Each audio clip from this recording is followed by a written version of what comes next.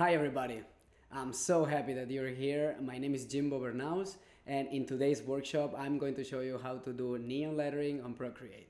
Nothing else to add, let's get started. In this workshop you're going to need an iPad with the Procreate app, an Apple Pencil or compatible stylus, and the will to make an awesome shiny neon letter. Let's get started. Well, the first thing you have to do is to create a new document. I'm using centimeters because I'm in Europe, and I'm using a 22 times 30 centimeters canvas. Also, don't forget to set the DPI to 300 or a bit higher.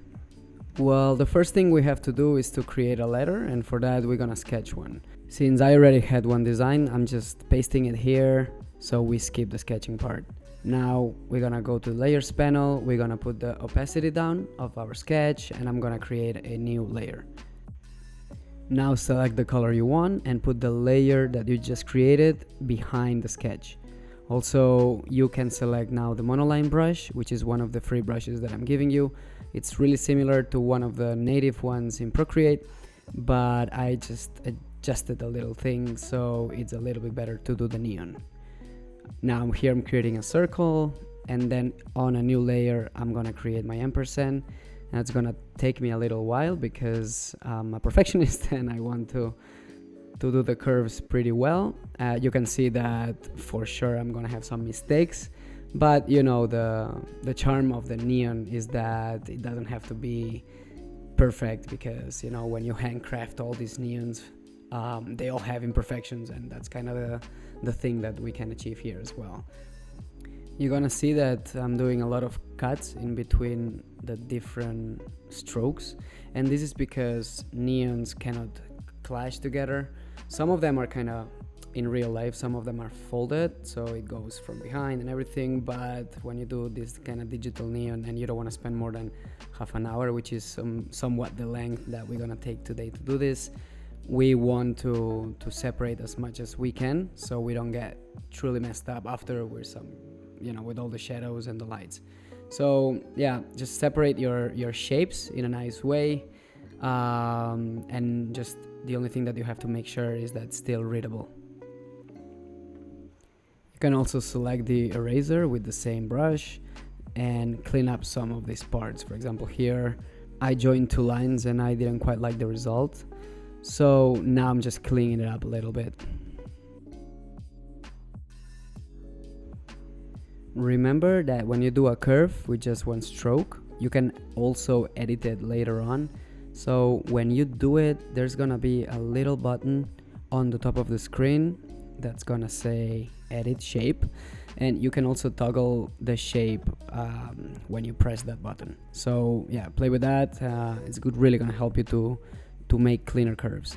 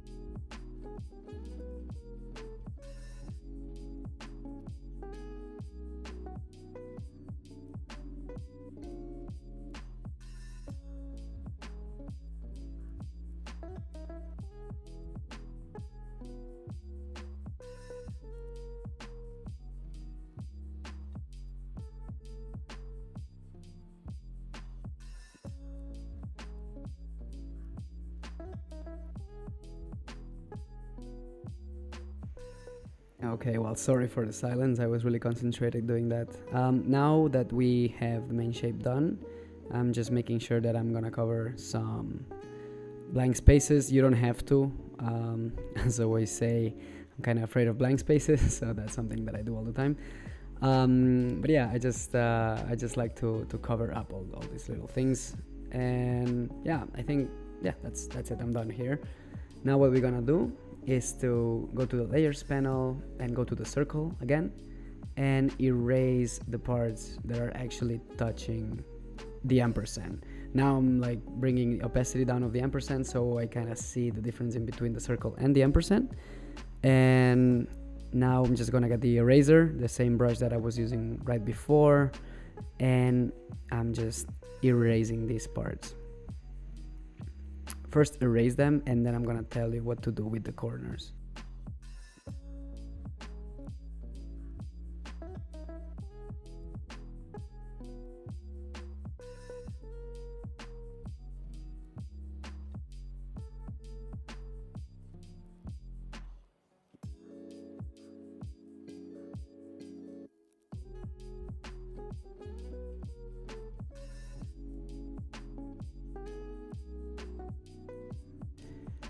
Now, since we didn't touch the brush that we were using for the lines, and we will just zoom in and make these corners rounded.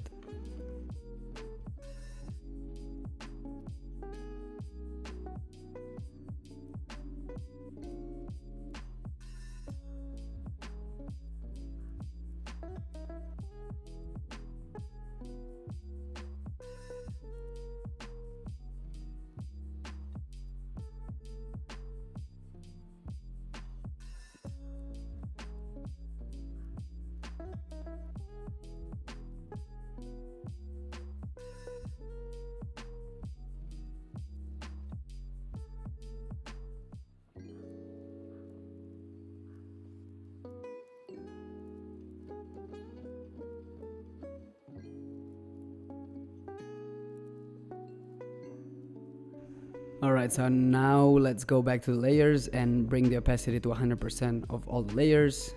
And we are done drawing. The most difficult part, it's done actually. Now join the layers because the lines are not touching each other anymore. And now we're gonna get to the next step. Now this step is something that you can do or you can just leave. For me, I'm just gonna like to play with a little bit of perspective. So I'm gonna bend the end of these tubes a little bit. Basically what you have to do is to go to the endings of them and draw a little line. Now if you're drawing a straight line, you're gonna be able to lock the shape, and with your left hand you can just press on the screen and Procreate is gonna give you an exact angle. So for this one I'm using, I think it's around 45 degrees. It's one of the ones that Procreate actually gives you when you press on the screen. And so in that way I'm gonna make sure that all these angles are the same coming from everywhere.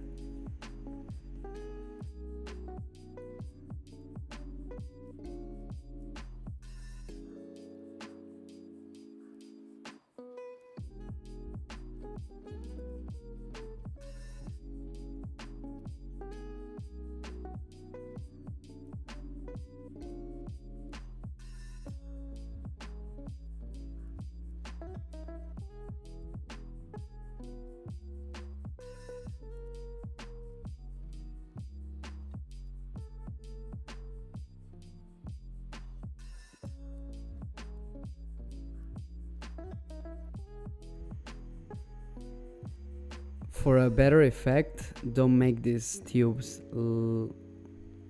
for a better effect, don't make these terminations really long. So just keep them really short and remember to keep the same angle everywhere. Some of the lines are not gonna be super visible, but that's the whole charm. You know, like the ones in the beginning, for example, had like a stronger angle to come from, and probably these ones that I'm doing now are not that strong. So just make sure that you keep the angle, and it's gonna give you for sure a super realistic effect after.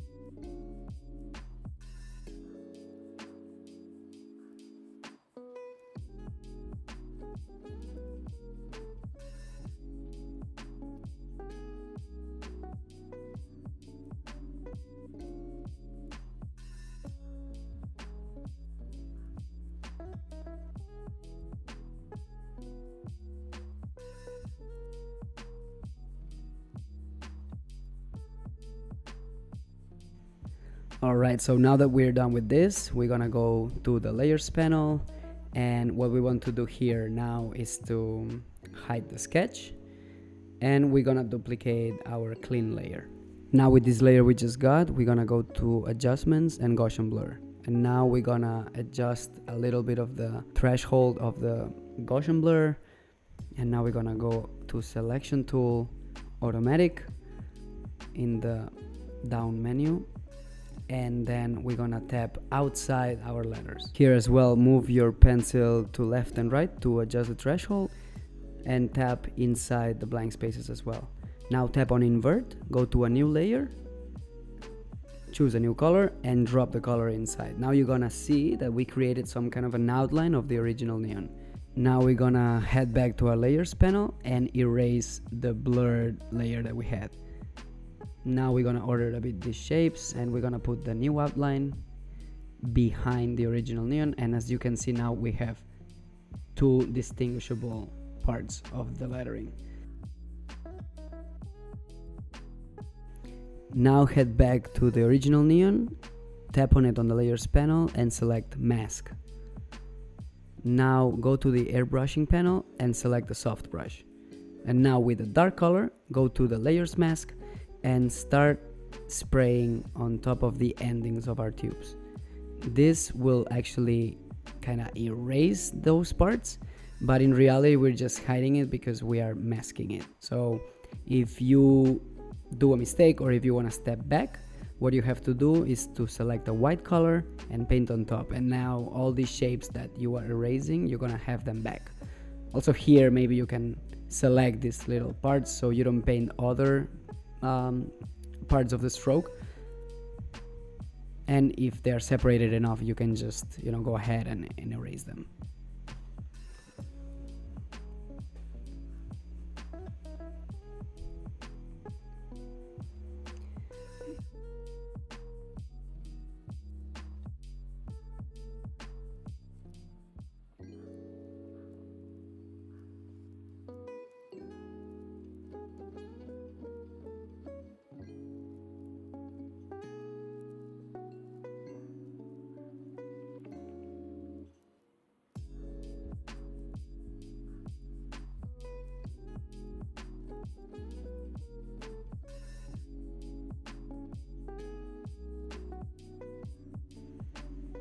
At this point you might be wondering, why am I doing all these things? And probably you're a bit lost and you don't understand what I'm doing and why am I doing it, but I swear that in a second you're gonna see why I'm doing this. You're gonna see that by erasing all these little parts, the neon is gonna look a little bit more realistic, since the effect of the light we're gonna put later, it's gonna decrease on the endings of this neon. Yeah, but you're gonna see it.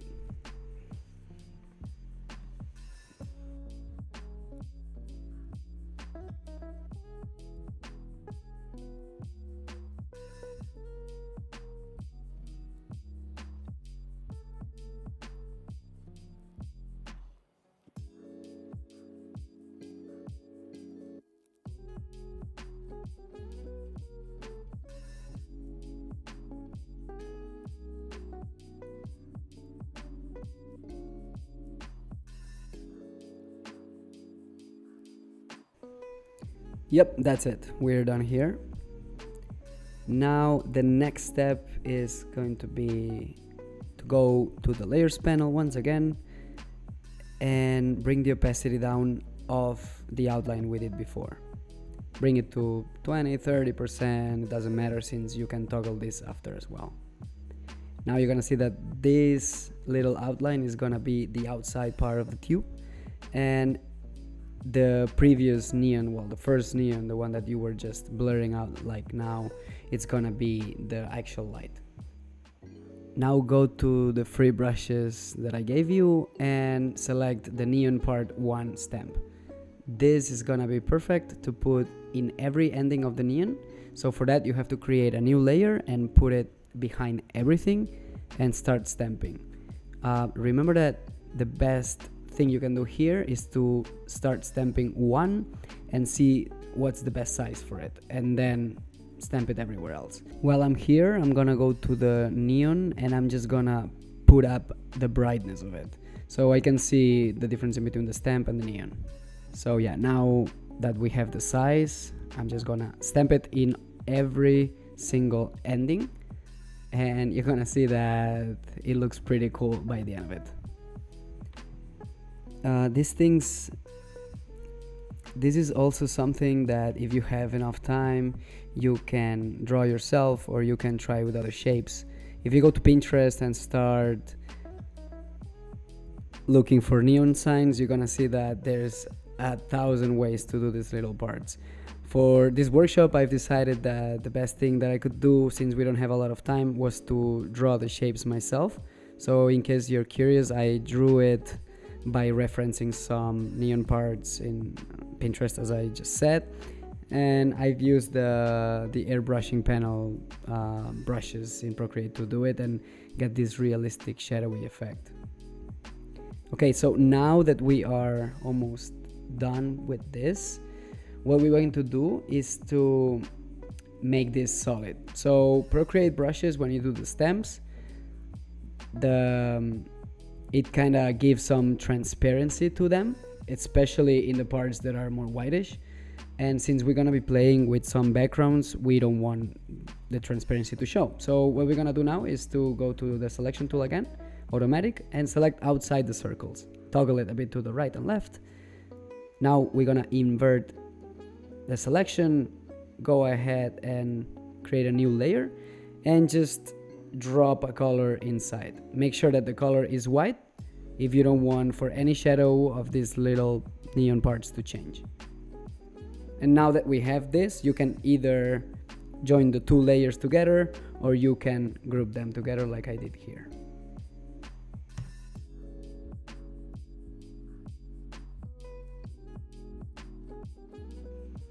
Now it's definitely a good time to erase the sketch from the beginning. It was still here and we're not gonna use it anymore, so just erase it.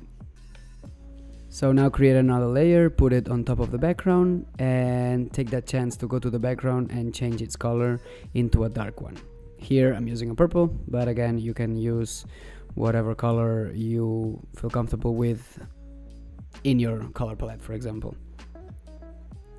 Okay, so now that I'm done with the background, I'm just gonna go ahead and start spraying this texture that's gonna kind of like be like a wall.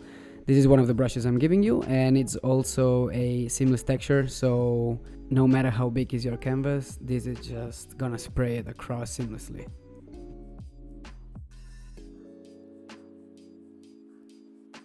Now I'm just gonna maybe put a bit of a lighter background so you can also see the texture that I have here. And now when I'm done with it, I'm gonna create a new layer on top of this texture that I just created now. So here you can maybe play around with modes and see what looks better. In this case, I think a multiply would look better, but you can just experiment a little bit. So yeah, go to the layers panel, create a new layer, and drop a dark color. Now what you want to do is to go to the eraser and go to the airbrushing panel and get one of these soft brushes here, and now start erasing from the center. So what we want to achieve here is that all the corners are kind of dark, and so it gives more, we focus the piece on the neon and not on the background. And that's, as well, it's gonna give us some dramatic light in the end that's gonna look cool with all the neon effect that we're gonna apply soon. Now this part is gonna be your favorite for sure, because it's when your neon will come to life. Go to layers panel and just duplicate the neon that we have. Now pinch these two layers, the mask and the neon, and go to adjustments. Well, now you can also play here maybe with some modes. Put it into overlay for now. Now go to adjustments and go to blossom layer, and now adjust the threshold here. Just move left and right like every options in the adjustments panel, and just move these three little things down from left to right and see what looks better. I'm gonna take a bit of time here because each neon is different, and since we still have some time, I wanna make this part right. Something to bear in mind here is not to give so much light into this. So make sure that your blossom is not on top of everything, and also that your mode is not burning the light so much. It's good that we have light and that we are as well touching a little bit of the background so it actually looks realistic, but don't overdo it. Like, don't put add, for example, and put it 100% opacity, because that's just gonna kill all your effects in the neon. So yeah, make sure that it's something in the middle that looks cool. Maybe now throw some white color in it instead of this blue we had before. Play with colors, play with modes, like feel free here to just start playing a bit.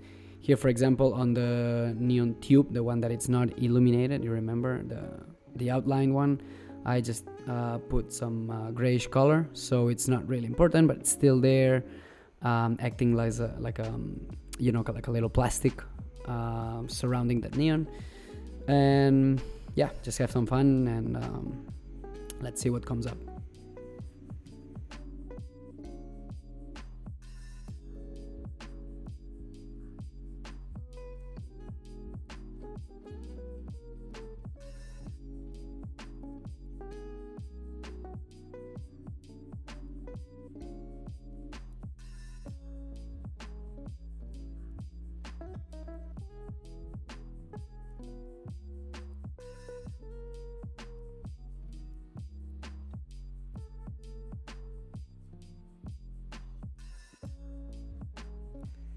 So yeah, I think I found the mode that I like the most. This lighter color, it's really cool, and it gives the effect that I was looking for.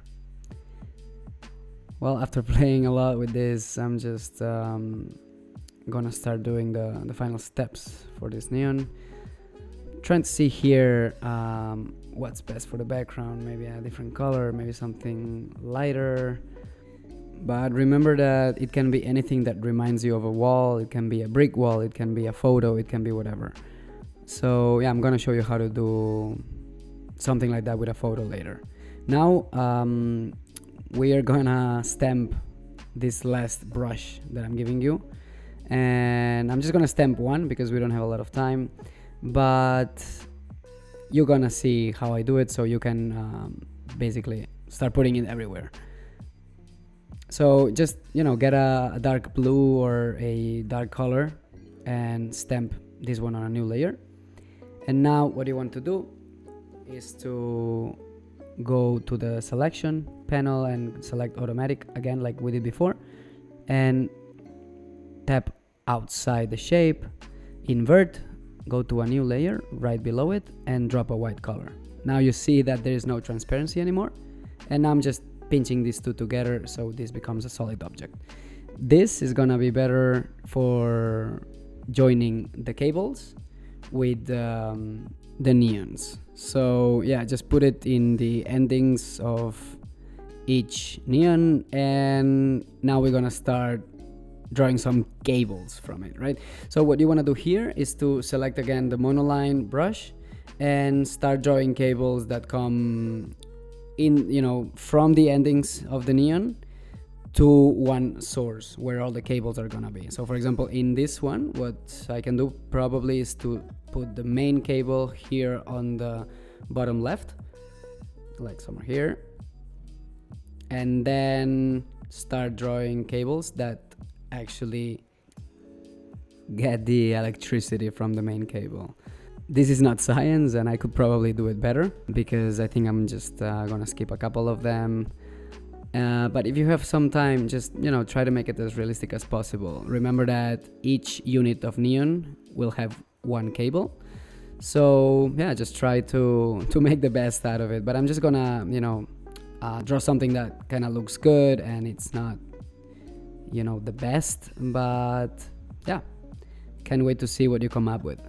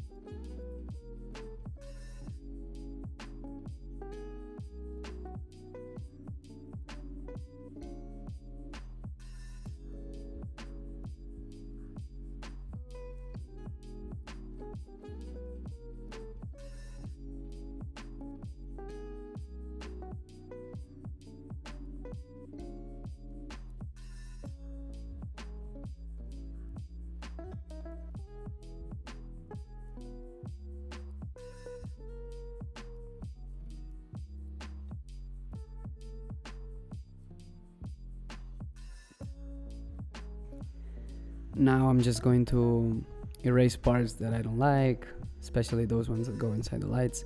Remember that here you can put the neon part 2 stamp that I'm giving you. Again, this is not mandatory because the cables could just straightly come from right below those angle tubes that we just did. And probably some neon crafty person could come to me and say that probably it's not the best way to connect these neons together, but this is as much as I know for now. So go to the layers and put these cables into multiply, and now we're gonna do a little shadow of the main neon. So again, go to the main tubes, and here, duplicate the neon, bring it down. Now here you can drop a dark color and move it slightly to the bottom left. Now go to adjustments and add a bit of Gaussian blur.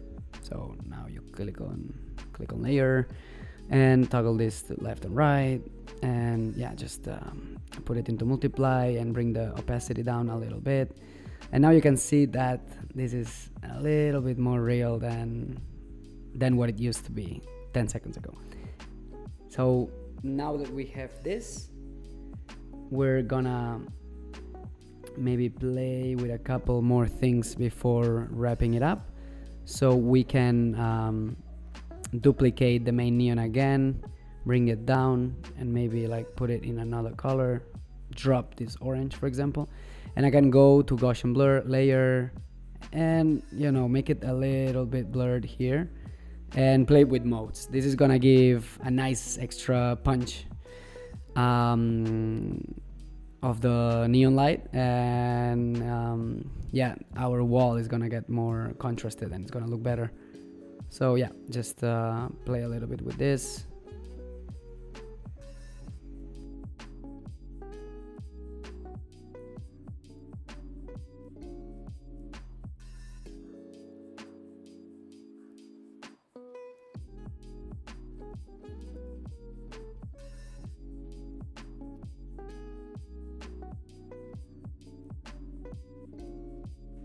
And as I said before, I just wanted to show you another option that you can do here. You don't have to use my brush, so you can just turn off the layer and insert the photo. Here, just fast edited this. I've downloaded a free stock photo, and what I'm doing here is just placing it on the background and yeah, just play a little bit with it. I'm doing a clipping mask on top, and I'm selecting the color mode, and now with the purple and the airbrush, I'm gonna spray on top, so the whole thing kind of acquires this purple color that I've been looking for from the beginning. Now you can go and play a bit with the purple color by going to adjustments and saturation, and change the brightness, the saturation, maybe a little bit the tone. And you can also do that with the original photo. Right now we were doing it just with the color, but you can also go to the original photo and again go to adjustments, hue, saturation, and just play a little bit with this. Right, now that I have this, probably I can do a bit of curves. So again, I'm just gonna go to adjustments and now to curves, and I'm gonna maybe put this with these white colors a little bit down and just bring the shadows a bit up or something like that. Yeah, that's gonna work. So yeah, I think that's it. Yep, we got it. Now the last step is just going on top of everything and select again the color mode. And now this is really fun because you can play with another source of color. So for example, let's say that maybe there is an orange neon sign on the right that's kind of illuminating this one, or kind of giving us some of the light, So what we could do here is just to play a bit with colors, again with the soft brush, and paint on top. This, since it's set to color mode, is just gonna paint the whole thing in another color. So try to use a contrasted color, because they look really, really good. Okay, so it's done. Now I'm just gonna say goodbye, and I'll probably add a couple more textures here and there. I'm gonna add these little parts that I didn't have time for, and gonna experiment a little bit more. But anyways, it was a real pleasure to have you here, and I just wanted to take a moment and thank Peggy and the whole team to put together this fantastic summer creative retreat. I had a lot of fun, and yeah, that's it. Make sure that you stick around, because a lot of awesome artists are coming right up. Also, I would love to see what you come up with, and if you decide to share this on Instagram, make sure you tag me at Jimbo Bernaus and at ShoutBam, so my partner Thea and I can bombard our stories with your shiny neons. Thank you so much for your time, and I'll see you around.